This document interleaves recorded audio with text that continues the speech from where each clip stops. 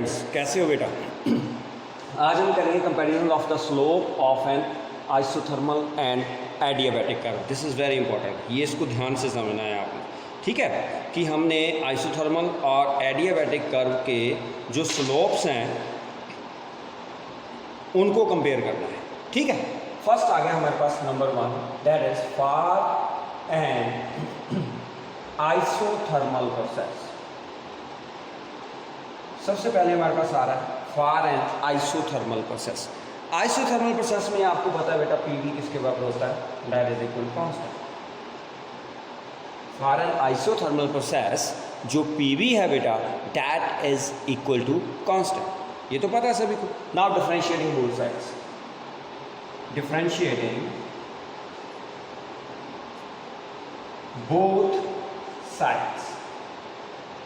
जब आप इनको डिफरेंशिएट करोगे right, what you will get, देखो P को एज इट इज ये dV प्लस V को एज इट इज ये बन गया dP, और डेरिवेटिव कांस्टेंट टर्म क्या होता है, जीरो होता है। ये सभी को पता है, क्लियर। हमने यहाँ पर क्या निकालना है, dP बाई dV। ये VdP किसके बराबर हो गया, माइनस P dV के बराबर, और dP बाई dV दिखाई दे रहा है, dP by dV that is equal to minus P upon V. So what is dP by dP?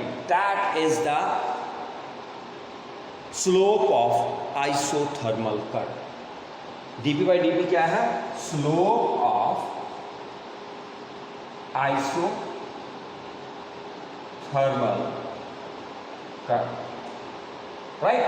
This is the slope of isothermal curve. dP by dP अगर आपको पता है तो dP by dP का मतलब क्या है, that is the slope of isothermal curve. तो हम इसको लिखेंगे कैसे, हम इसको कैसे लिखेंगे, आप लिखोगे इसको dP by dV iso that is equal to minus P over. So this is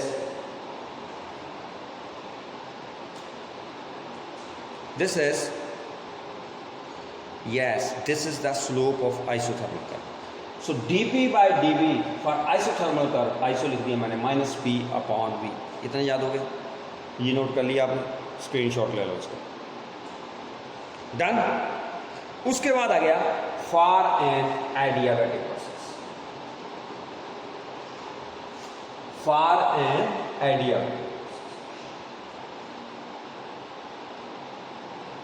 यहां पर पीवी गामा क्या होगा, कांस्टेंट होगा। एडियाबैटिक प्रोसेस में पीवी गामा क्या होगा, कांस्टेंट। पता है ना सभी को कि एडियाबैटिक प्रोसेस में हम क्या करते हैं, PV gamma that is equal constant. Now differentiating both sides, P को एज इट इज रखो, इसका डेरिवेटिव गामा आगे आ गया, वी की गामा -1 और साथ में dV लगेगा, क्योंकि हम किसी के विद रिस्पेक्ट नहीं कर रहे हैं, हमने सिर्फ डिफरेंशिएट किया तो इसलिए dV हमें लगाना पड़ेगा साथ में। राइट, ध्यान से सुनना इसको, मैं क्या बोल रहा हूँ कि मैं इसको किसी के विद रिस्पेक्ट टू डिफरेंशिएट नहीं कर रहा हूँ, मैं सिंपल बोल रहा हूँ कि डिफरेंशिएटिंग बोथ साइड्स। मैंने P को एज इट इज रखा, गामा को आगे लेके आ गया, V गामा -1 कर दिया, साथ में क्या लगेगा, V का derivative that is dV plus V gamma as it is, derivative of P that is P। इधर कांस्टेंट है, कांस्टेंट का डेरिवेटिव क्या होता है, जीरो। क्लियर। यहां पर भी हमें dP by dV निकालना है। तो हमारे पास यहां पर क्या क्या आ गया, ध्यान से देखना, V गामा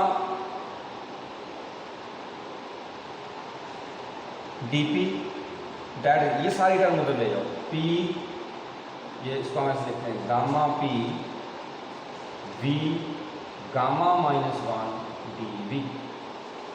ओके, dV को इधर ले जाओ, ये बन गया, ये V गामा उधर ले जाओ, dV को इधर ले जाओ। ठीक है, क्या करेंगे हम, यहाँ हमें चाहिए dP by dV, तो आप dP by dV यहाँ पर लिख लो as it is, this is for adiabatic. ठीक है, adiabatic that is equal to minus, ये देखो dP by dV, dV इधर आ गया, ये V गामा नीचे चला जाएगा, तो ये बन गया minus gamma P V gamma -1 over V gamma, साथ में क्या लग जाएगा, dV लग जाएगा।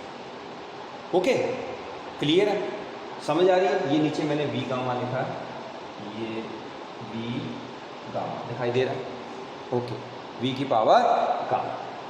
राइट। मैं इसको मिटा रहा हूँ मेरा ऊपर से।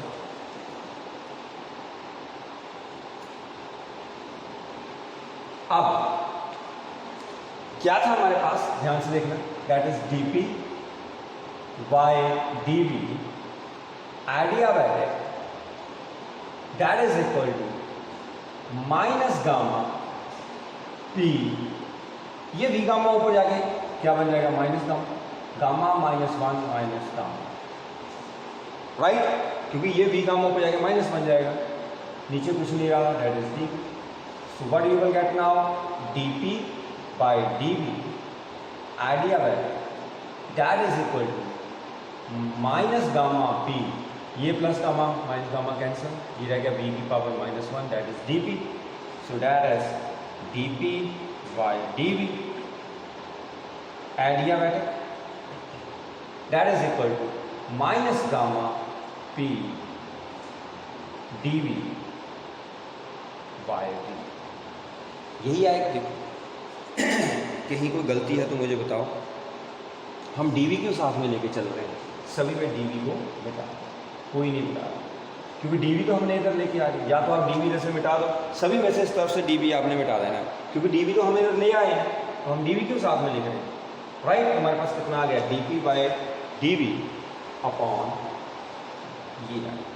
समझ आ गई हमने क्या गलती की, हमने क्या किया, हम डी वी साथ में लेके चल रहे थे, यहाँ से हमने डी वी तो इधर ले आए हैं, जब हमने डी वी इधर ले आए तो वो कैंसिल हो जाएगा, तो पीछे से आपने इसको ठीक कर लेना, राइट, क्लियर। ये हमारी थोड़ी सी मिस्टेक थी कि हमने डी वी जो है वो सारे का सारा क्या कर दिया हमने, किस तरफ को लेके आगे, इस तरफ को लेके आगे, तो इस तरफ तो डी वी होना ही नहीं था, तो डी वी हम साथ में लेके चल रहे थे, तो D P by D V तो इधर आ गया था, डी वी तो इधर आ गया ना, तो सारा जहाँ जब से हमने डी वी इधर लेके आया तो उधर वाला आपने कैंसिल कर देना, ओके, क्लियर। अब minus gamma P V gamma minus one, minus gamma P V, ये बन गया minus gamma P upon V, clear. अब माइनस गामा मैंने बाहर निकाल लिया, अंदर करा गया पी अपॉन वी। ध्यान से सुनो, इस माइनस को मैं अंदर रख लेता हूं, तो आप ध्यान से देखो कि क्या बना, क्या बना आपके पास, D P by D V adiabatic, that is equal to gamma, ये क्या है, D P by D V. देखो minus P upon V, minus P upon V किसके बराबर है, D P by D V, iso, तो कंपैरिजन हो गया। क्या हमें यहाँ से क्या पता चल रहा है, हमें यहाँ से क्या पता चल रहा है कि जो हमारे पास एडियाबैटिक कर्व का स्लोप है that is equal to gamma times D P by D V. इसका मतलब बड़ा कौन सा होगा, क्योंकि गामा जो है, since gamma is greater than one, since gamma is greater than one, gamma हमेशा वन से बड़ा होता है, तो गामा अगर वन से बड़ा है तो इसका मतलब क्या है कि D P by D V जो है that is greater than D P by D V isothermal. Adiabatic का स्लोप किससे बड़ा होगा, आइसोथर्मल से बड़ा होगा। Since gamma is greater than V, so इसको मिटा दो, since gamma is greater than one, so D P by D V adiabatic that is equal to, sorry that is greater than D P by D V iso. तो adiabatic का slope जो है, question आता है कि show that the slope of adiabatic curve is steeper than the slope of isothermal curve. Steeper, STEEPER, कि slope of adiabatic curve जो है that is steeper than the slope of isothermal curve. Is that clear, समझ आ गई। तो हमारे पास हमने proof कर दिया। अब हम इसको डायग्राम से कैसे बताएंगे, ध्यान से देखना, ये नोट कर लिया आप, ओके, साथ साथ में नोट करते रहना, बीच में जो जो गलतियां होती हैं उसको ध्यान से देखा करो, ठीक है, क्लियर। डीबी को हमने उस तरफ को लेके जाना होता है, तो ऐसे थोड़ी बहुत मिस्टेक्स अगर होती हैं तो साथ ही साथ उसको क्लियर करते जाया करो, मुझे जैसे दिखेगी मैं क्लियर कर दूँगा, ठीक है। अब हमारे पास क्या है, पी और वी में आपने डायग्राम, ये लो ग्राफ ड्रा कर दिया, ये हमारे पास प्रेशर है और ये हमारे पास पावर। अब ध्यान से देखना है इसको। ड्यूरिंग एक्सपेंशन, एक्सपेंशन राइट, ये एक्सपेंशन के लिए है, और नीचे मैं ड्रा कर देता हूँ कंप्रेशन, इधर को प्रेशर, इधर को volume, this is for compression.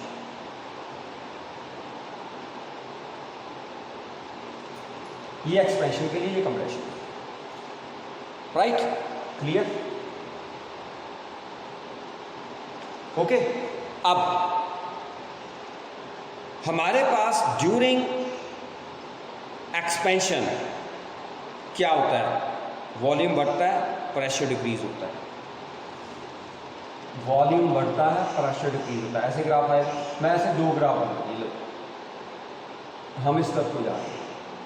This is during expansion, expansion में वॉल्यूम बढ़ रहा है, प्रेशर क्या होता है, डिक्रीज होता है। पता ही है कि जब कोई चीज़ एक्सपैंड हो रही है तो प्रेशर कम होगा, वॉल्यूम बढ़ेगा, सीधी सी बात है। तो ड्यूरिंग एक्सपेंशन हमारे पास ग्राफ ऐसा आएगा, वॉल्यूम बढ़ रहा है, ये देखो प्रेशर डिक्रीज हो रहा है, वॉल्यूम बढ़ रहा है, वैसे ही ग्राफ आएगा। अब आपने मुझे ये बताना है कि इन दोनों ग्राफ में से कौन सा आइसोथर्मल है, कौन सा एडियाबैटिक है। अब हमने क्या बोला कि जो एडियाबैटिक कर्व है उसका जो ग्राफ होता है स्टीपर होता है। What is the meaning of steeper, मतलब अगर हम हमारी लोकल लैंग्वेज में बोले तो हम बोलते हैं खड़ी चढ़ाई, स्टीपर, खड़ी चढ़ाई, सुना ना आपने, है ना। हम यहाँ पर लोकल लैंग्वेज में बोलते हैं कि उसकी तीखी चढ़ाई है, खड़ी चढ़ाई है, ऐसे बोलते हैं ना, उसको बोलते हैं स्टीपर। तो इसमें सबसे ज़्यादा स्टीपर कौन सा है, एडियाबैटिक। हमने क्या बोला कि स्लोप ऑफ एडियाबैटिक कर्व जो है वो स्टीपर होता है, मतलब ग्रेटर होता है, राइट। तो इसमें स्टीपर देखो, एक तो ये है, इसमें आप आराम से चढ़ सकते हो ऊपर, ये देखो ये थोड़ा सा स्टीपर है, तो इसका मतलब ये क्या बन गया, this is adiabatic and this is for किसके लिए, आइसोथर्मल, ये एडियाबैटिक के लिए आइसोथर्मल। समझ आ गई, क्योंकि जिसका स्लोप स्टीपर होगा, जिसका स्लोप जो है वो ज़्यादा होगा, वही हमारे पास एडियाबैटिक कर्व होगा। अब आ गया हमारे पास कंप्रेशन। कंप्रेशन में क्या होता है, कंप्रेशन में वॉल्यूम डिक्रीज होता है, प्रेशर इंक्रीज होता है। ये लो, वॉल्यूम डिक्रीज, प्रेशर इंक्रीज, ये वॉल्यूम डिक्रीज और प्रेशर इंक्रीज हो रहा है, बनाना ग्राफ में, वॉल्यूम इंक्रीज हो रहा है, प्रेशर डिक्रीज हो रहा है, ठीक है। एक और देखो, एक मैंने और बना दिया। अब इसमें आपने ऐसे चलते हैं, क्योंकि वॉल्यूम डिक्रीज हो रहा है, प्रेशर इंक्रीज हो रहा है, ये कंप्रेशन है, एरो ऊपर की तरफ है, प्रेशर वॉल्यूम डिक्रीज हो रहा है, प्रेशर इंक्रीज हो रहा है, राइट। तो इसमें बताओ कि आपके पास कौन सा एडियाबैटिक है, कौन सा आइसोथर्मल है, बताओ किसका स्लोप ज़्यादा है। अब ध्यान से देखना, इसमें बड़े आराम से चढ़ जाओगे, ये बड़े आराम से जाओगे, लेकिन ये थोड़ा स्टीपर लग रहा है, देखो इससे ये क्या है, स्टीपर है, स्टीपर है कि नहीं। This is adiabatic and this is isothermal, उल्टा हो गया, समझ आ गई, क्लियर है। तो पता चला, तो हमारे पास जो स्लोप है एडियाबैटिक कर्व का, वो हमेशा क्या होता है, स्टीपर होता है। तो this is very important, okay, समझ आ गई। चलें आगे, वेरी गुड। अब है हमारे पास comparison of the work done during isothermal and adiabatic process. अब हम यही ग्राफ ड्रा करके मैं आपको बताऊंगा कि हमने वर्क डन कैसे निकाला। कंपैरिजन, किस में वर्क डन ज़्यादा होता है, एडियाबैटिक में या isothermal. Comparison of work done during adiabatic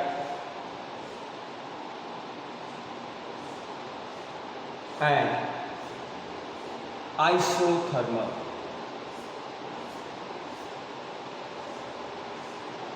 Comparison of work done during adiabatic and isothermal process, ठीक है, क्लियर है। तो अब हम इसको क्या करेंगे, कंपैरिजन करेंगे। ध्यान से सुनना है इसको, बिल्कुल ध्यान से, है सिंपल है। आपको पता है कि हमारे पास जो वर्क डन होता है वो हम कैसे निकालते हैं, एरिया अंडर वर्क डन जो होता है वो क्या होता है, एरिया अंडर आइसोथर्मल कर्व होता है कि हम जब वर्क डन निकालेंगे, जैसे मान लो आपके पास पहले वॉल्यूम V1 था, बाद में वॉल्यूम V2 हुआ, तो आपको एक पहले हम आइसोथर्मल की डायग्राम बनाते हैं। मैं छोटी डायग्राम बना रहा हूँ बेटा, ठीक है। दिस इज फॉर आइसोथर्मल, मैं यहाँ पर आइसो लिख रहा हूँ, यहाँ पर मैं लिख रहा हूँ आपको एडियाबैटिक, ठीक है।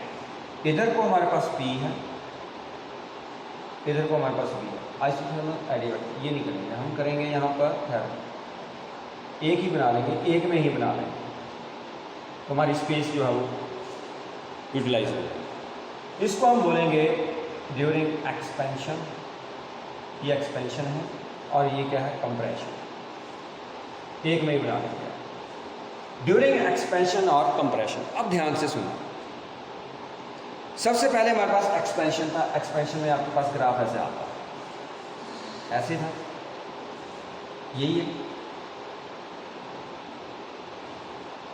वॉल्यूम इंक्रीज हो रहा है, प्रेशर डिक्रीज हो रहा है ड्यूरिंग एक्सपेंशन। पहले आपके पास यहाँ पर वॉल्यूम जो था दैट इज V1, यहाँ पर जो वॉल्यूम था दैट इज V2, ओके। इस पॉइंट के ऊपर वॉल्यूम V1 है, इस पॉइंट के ऊपर वॉल्यूम V2। सिमिलरली यहाँ पर ये और ये, ठीक है, क्लियर।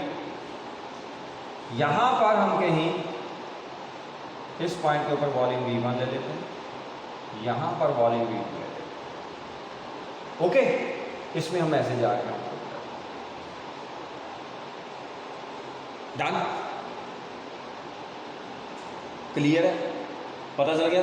इसको थोड़ा सा अगर आपने स्टीपर करना है वो आपके ऊपर है, जैसे मर्जी करो आप, जितना आपने ग्राफ लेना है। जैसे अगर आप माने इस ग्राफ को आपने इसके बराबर रखना है, तो आप इसको यहाँ पर काट दो इतना, यहाँ से ले, ठीक, अब क्लियर। दिस इज V, जा किस तरफ हो रहे हैं आप, ऊपर की तरफ। अब इसमें आपको ये भी पता है कि आइसोथर्मल कौन सा, एडियाबैटिक कौन सा, दोनों में ये तो पता है ना कि कौन सा आपका आइसोथर्मल है और कौन सा आपका क्या है, एडियाबैटिक है, राइट। तो अब एक्सपेंशन, ड्यूरिंग एक्सपेंशन हमारे पास जो ये वाला है दैट इज आइसोथर्मल, और ये वाला हमारे पास क्या है, दैट इज एडियाबैटिक। इसमें ये वाला आपका क्या होगा, एडियाबैटिक, और ये वाला क्या होगा, आइसोथर्मल। अब वर्क डन कैसे निकालते हैं, आपको पता है कि अगर हम वर्क डन निकालेंगे during isothermal process, total work done वो क्या होगा, PdV from V1 to V2। Work done during adiabatic वो भी आप कैसे निकालोगे, V1 टू V2 PdV, ऐसे ही है। But V1 to V2 PdV है क्या, what is that, that is area under isothermal curve, that is equal to area under isothermal curve, right, clear है। तो एरिया अंडर आइसोथर्मल कर्व ये भी क्या होगा, अगर वर्क डन एडियाबैटिक का निकालोगे तो एरिया अंडर एडियाबैटिक कर्व,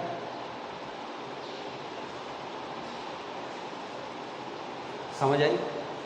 एक है एरिया अंडर आइसोथर्मल कर्व, दूसरा है आपके पास area under adiabatic curve, okay, clear. अब एरिया कितना होता है, बिल्कुल ध्यान से समझना, क्योंकि अगर आपने इसको ऐसे छोड़ दिया है कुछ भी नहीं है, लेकिन समझने वाली बात है, समझ एकदम से आ जाएगी, नहीं तो नहीं आएगी, ध्यान से सुनो। ये हमारे पास दोनों ग्राफ, ये क्या कह रहा है कि एरिया अंडर आइसोथर्मल कर्व या एरिया अंडर एडियाबैटिक कर्व वो वर्क डन के बराबर होता है। अगर मैं एक्सपेंशन की बात करूं, एक्सपेंशन में क्या होता है, ये देखो जो आइसोथर्मल वाला है इसका एरिया ज़्यादा है, एरिया अंडर आइसोथर्मल कर्व देखो ध्यान से दिखाई दे रहा है कि वो ऊपर है, तो उसका एरिया क्या होगा, ज़्यादा होगा। एडियाबैटिक वाला क्या है, नीचे है, तो इसका मतलब इसके अंडर एरिया क्या होगा, कम होगा। आपने ग्राफ के अंडर एरिया देखना है, एरिया अंडर कर्व, जो आपके पास आइसोथर्मल कर्व है या एडियाबैटिक कर्व है उसके अंडर आपने क्या देखना है, एरिया देखना है। तो यहाँ पर आपके पास ये आइसोथर्मल कर्व है, ये एडियाबैटिक कर्व है। तो एडियाबैटिक कर्व के नीचे एरिया आपको इतना सा दिखाई दे रहा है। इसमें ड्यूरिंग एक्सपेंशन, ड्यूरिंग एक्सपेंशन की बात कर रहा हूँ, एरिया किसका ज़्यादा है, जो ऊपर वाली है आइसोथर्मल। इसका मतलब यहाँ पर मैं लिख रहा हूँ, देखो during expansion, during expansion work done during isothermal is greater than work done during adiabatic, right? Am I right? क्योंकि यहाँ पर एरिया अंडर आइसोथर्मल कर्व ज़्यादा है और एडियाबैटिक का क्या है, एरिया क्या है, एरिया अंडर एडियाबैटिक कर्व क्या है, कम। अब आ गया ड्यूरिंग कंप्रेशन। जब आप कंप्रेशन में जाओगे उसका ग्राफ देखोगे आप, इसमें एडियाबैटिक कर्व ऊपर है।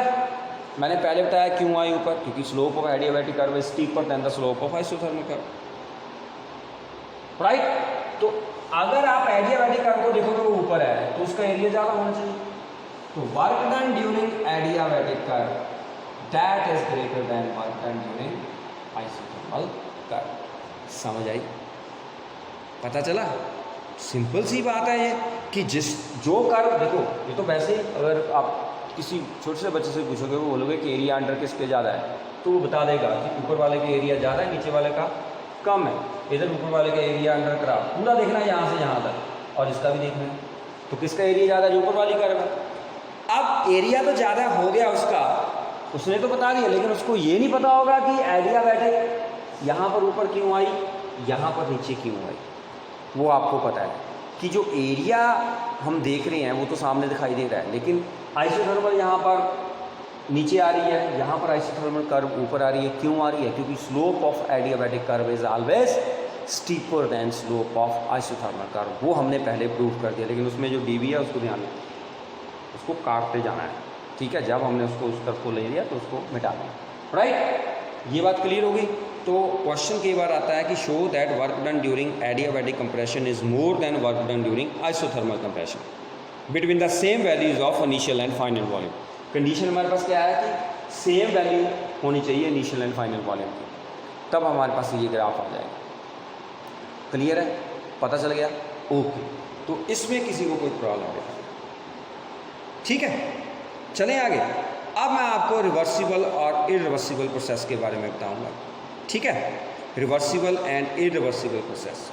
ए process is set to be reversible when the various stages of an operation to which it is subjected can be transversed back in the opposite direction in such a way that the substance passes through exactly same condition at every step in the reverse process as in direct process। तो reversible process जो है definition में आपको फिर से repeat करवा दूंगा, वो आपने लिख लेनी है। रिवर्सिबल प्रोसेस जो है उसमें होता क्या है, ध्यान से देखना, मैं आपको सिंपल समझा रहा हूँ। ये मान लो हमारे पास यहाँ पर प्रेशर P1 है, वॉल्यूम V1 है, टेम्परेचर T1। यहाँ पर प्रेशर आपका आ गया P2, V2, T2। फिर यहाँ पर आ गया P3, V3, T3। फिर यहाँ पर आ गया, मान लो प्रेशर उतना ही रहा, वॉल्यूम क्या बन गया, V2 बन गया, टेम्परेचर T1 बन गया। लेट अस सपोज है ये, ठीक है।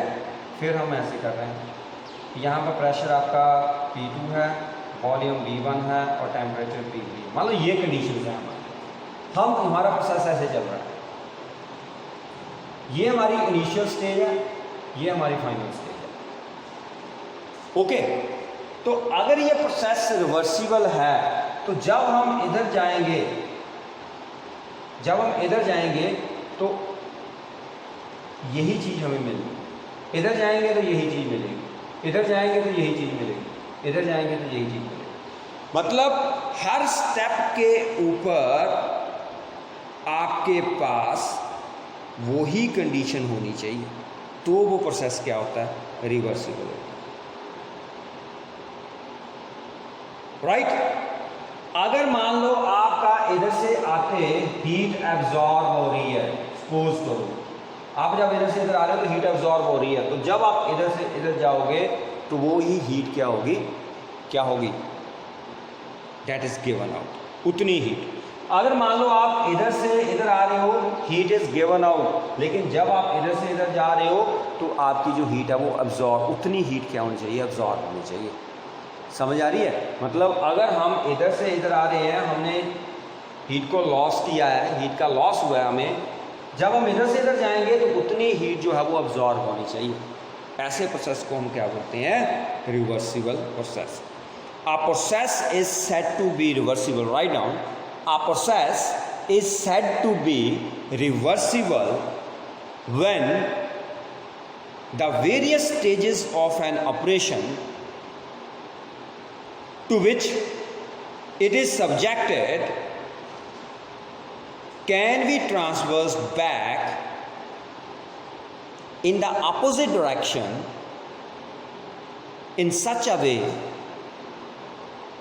that the substance passes through exactly the same condition at every step in the reverse process as in the direct process. Right?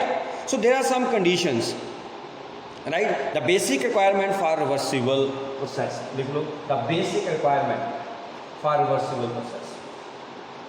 Basic requirements.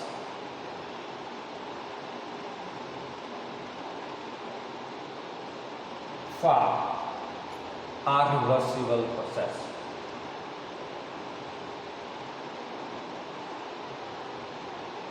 So basic requirement for reversible process. Number 1, the process should take place very slowly.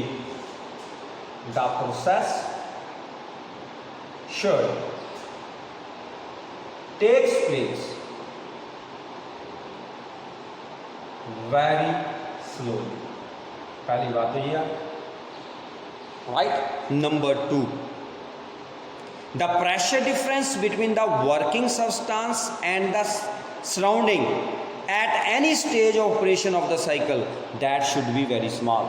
मतलब जो आपका pressure difference होना चाहिए हर stage के ऊपर, pressure difference हर stage के ऊपर, किसमें, between system and surroundings, between system and surroundings, वो क्या होना चाहिए, that should be very small. पहली कंडीशन मैंने बताई कि प्रोसेस जो है that should take place very slowly, fast नहीं होना चाहिए, बिल्कुल धीरे धीरे होना चाहिए। दूसरा, pressure difference between system and the surroundings at various stages, जितनी भी स्टेजेस हम पास कर रहे हैं, एट वेरियस स्टेजेस जो प्रेशर डिफरेंस होना चाहिए that should be very small. Number 3, the various parts of the system that must be free from friction, जितने भी पार्ट्स हैं वो क्या होना चाहिए, that must be free from friction। मैं इसलिए नहीं लिख रहा हूँ क्योंकि ये याद कर रहे हैं आप। पहला, प्रोसेस स्लोली होना चाहिए। दूसरा, हर स्टेप के ऊपर pressure difference between system and surrounding बहुत स्मॉल होना चाहिए, और हर पार्ट सिस्टम का that should be free from friction. Right? Number 4, there should be no loss of energy, there should be no loss of energy. क्या बोला मैंने, there should be no loss of energy due to conduction, convection and radiation. Conduction, there should be no loss of energy, right? Conduction, convection and radiation, ये भी मैं आपको बताऊंगा कि होती क्या है, रेडिएशन, कन्वेक्शन और कंडक्शन क्या होती है, ये बाद में आएगा, हमारे बताऊंगा आपको। So there should be no loss of energy due to conduction, convection and radiation, कोई लॉस नहीं होना चाहिए एनर्जी का। और जितनी मैंने 4 कंडीशन बताई ये एक्चुअली पॉसिबल नहीं है, right?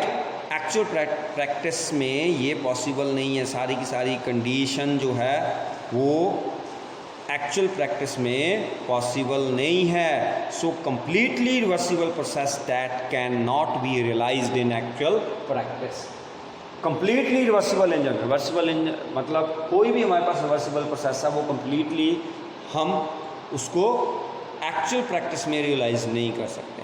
That can not be realised in actual practice. क्यों? क्योंकि ये जो बेसिक रिक्वायरमेंट आपने 4 मुझे बताई या मैंने आपको बताई, राइट, वो इकट्ठी पॉसिबल नहीं है. लॉस तो होगा ही होगा. प्रोसेस जो है धीरे धीरे चल भी सकता है, नहीं भी चल सकता. आप प्रेशर डिफरेंस को कब तक मेंटेन करोगे between system and surroundings? And various parts of system must be free from friction. हो ही नहीं सकता है. कैसे करोगे? There should be no loss of energy due to conduction, convection and radiation. नहीं हो सकता. समझ आई? क्लियर? अब उसके बाद आ गया इरिवर्सिबल प्रोसेस. ये केमिस्ट्री में भी पढ़े होंगे आप, पढ़े हैं ना?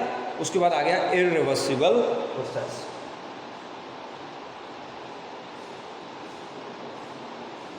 इरिवर्सिबल प्रोसेस कौन सा होता है? Irreversible process, a process in which system cannot be retraced to its original state. System जो है अपनी ओरिजिनल स्टेट को रिट्रेस नहीं कर सकता है. Write down definition. A process in which the system can not be retraced to its original state is called an irreversible process. ठीक है? Example, diffusion of 2 gases, work done against force of friction, exchange of heat between bodies at different temperature, heat generation during the flow of current through a resistor or conductor. ऐसे बहुत सारी examples हैं which are not reversible. Right, जो आपने friction के against work done कर दिया वो वापस कहाँ से आएगा? जैसे मतलब वो रिवर्सिबल प्रोसेस. जो आपकी हीट लॉस होगी वो वापस कहाँ से आएगी? जब आपने 2 गैसेज को डिफ्यूज ही कर दिया तो वो वापस आप कैसे लोगे? These processes are they are irreversible processes which can not be retrace its original state. Okay, clear? समझ आ गई? अब हम लास्ट में करते हैं limitation of first law of thermodynamics. बस उसके बाद आपका चैप्टर खत्म. चैप्टर नहीं खत्म, सॉरी, लेक्चर खत्म. Limitation, limitations of first law of thermodynamics. Limitation क्या होती है? First law of thermodynamics. Number 1, it does not tell us about the direction of transfer of heat. Direction of transfer of heat ये हमें बताता ही नहीं है. नहीं बताता. It does not tells us about the direction of transfer of heat. मतलब ये बोलता है कि हीट जो है वो हॉट बॉडी से कोल्ड बॉडी को जाती है. तो सभी को पता है कि heat flows from hot body to cold body. लेकिन ये हमें नहीं बताता है कि हीट जो है वो हॉट बॉडी से कोल्ड बॉडी जा रही है, कोल्ड बॉडी से हॉट बॉडी को क्यों नहीं जाती है? Why heat can not transfer from cold body to hot body, है ना? हीट जो है हमेशा आप चाय का कप यहाँ पर रखोगे गर्म गर्म, धीरे धीरे क्या हो जाएगा? ठंडा हो जाएगा. मतलब उसकी हीट जो है वो जा रही है. अब आप ठंडा जो है वहाँ पर मान लो एक आपने कप रख दिया, मान लो सिंपल आपने चाय रख दी यहाँ पर, थोड़ी देर बाद वो गर्म हो जाएगी अपने आप. अब आप बोलोगे सर कि हमने ठंडे की बोतल रखी है तो वो तो गर्म हो जाएगी. लेकिन जो आपने ठंडे की बोतल रखी है वो भी क्या कर रही है? हीट को ऑब्जॉर्व कर रही है. वो सराउंडिंग से ऑब्जॉर्व कर रही है. लेकिन ठंडे की बोतल से और हीट ठंडा नहीं हो सकता. ठंडे की बोतल से आप एक और उसको और ठंडा नहीं कर सकते हैं, क्योंकि कोई भी चीज़ ठंडी तब होती है जब उससे हीट एक्सट्रैक्ट करते हैं. तो क्या हम अगर मान लो पेप्सी की बोतल रख देते हैं फ्रीज़र से निकाल के, क्या बाहर वो और ठंडी हो जाएगी? क्या आप उसमें से हीट जो है वो निकाल सकते हो? ऐसे ही मैं कप की बात कर रहा हूँ कि हमारे पास आपने सिंपल कप रख दिया, आप बोलो थोड़ी देर बाद ठंडा हो जाए. क्या आपने कभी ऐसा देखा कि ठंडा आपने वहाँ पर रख दिया और थोड़ी देर में वो उबलता हुआ आप पी रहे हो उसको? तो हीट जो है वो हॉट बॉडी से कोल्ड बॉडी जो है वो ट्रांसफ़र होती है, but cold body to hot body transfer नहीं होती. So it does not tells us the direction of transfer of heat. Number 2, it does not tells us how much of a given quantity of heat is converted into work. How much quantity of heat? How much quantity of heat is converted into work? ये भी नहीं बताता। कितनी heat work में transfer होगी ये नहीं बताता, राइट। दूसरा पॉइंट समझ आ गया कि पहला कि it does not tells us direction of transfer of heat, number 1। Number 2, it does not tells us how much quantity of heat is converted into work. Third point, it does not tells us about the conditions under which heat energy is converted into work. ये हमें condition भी नहीं बताता कि किस condition में जो heat energy है वो वर्क में कन्वर्ट होती है। It does not tell us about the conditions under which heat energy is converted into work, right। मतलब ये हमें बताता तो है कि जब हम बुलेट किसी टारगेट पर स्ट्राइक करते हैं तो बुलेट की किनेटिक एनर्जी हीट एनर्जी में कन्वर्ट हो जाती है। जब हम बुलेट को फायर करते हैं किसी टारगेट के ऊपर तो बुलेट की जो किनेटिक एनर्जी है वो हीट एनर्जी में कन्वर्ट हो जाती है। जब आप वहाँ पर हाथ लगाओगे तो गर्म होगा, वो हो जाएगा, गर्म होगी। लेकिन ये हमें ये नहीं बताता है कि why heat energy produces in the target can not be converted back into kinetic energy of the bullet. जब हम बुलेट स्ट्राइक करेंगे ना, इसका मतलब उसकी किनेटिक एनर्जी किस में कन्वर्ट होगी? हीट एनर्जी में। लेकिन ये हमें एक्सप्लेन नहीं कर पा रहा है कि अगर उसकी हीट एनर्जी को फिर ये वापस जो हमारे पास बुलेट है वो क्यों नहीं ले रही है, दोबारा वापस क्यों नहीं आई। मेरी बात समझ आई? किनेटिक एनर्जी हीट एनर्जी में कन्वर्ट हो रही है तो हीट एनर्जी किनेटिक एनर्जी में क्यों नहीं कन्वर्ट हुई, ये हमें नहीं बताता है। मतलब ये कंडीशन हमें बताता ही नहीं है कि किस कंडीशन में हमारी हीट एनर्जी जो है वो वर्क में कन्वर्ट होती है। So these are the 3 limitations of first law of thermodynamics. Clear कि ये direction of transfer of heat नहीं बताता है, ये हमें ये नहीं बताता कि कितनी क्वांटिटी हीट की वर्क में कन्वर्ट होगी, और तीसरा कि किस कंडीशन में हीट एनर्जी जो है वो वर्क में कन्वर्ट होती है, ये भी हमें नहीं बताता। तो तीनों कंडीशंस आपने लिखनी है और याद करनी है, राइट। ओके देन बेटा, गुड बाय।